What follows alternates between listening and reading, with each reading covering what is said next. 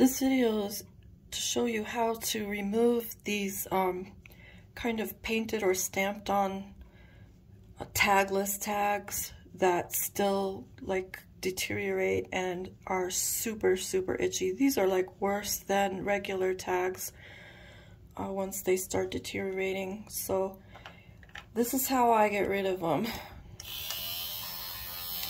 I'm using one of those depiller gadgets.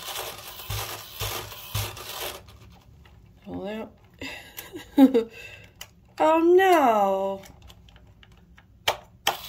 There we go.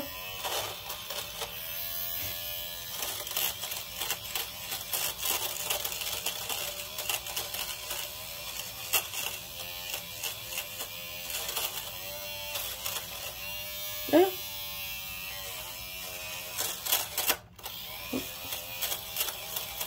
Sure it doesn't chunk a hole out of your clothing, but it hasn't done it so far,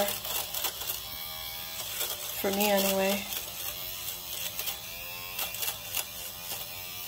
Mine's broken, so it's all taped up, and I'm a slow folk, so I have all kinds of instructions on it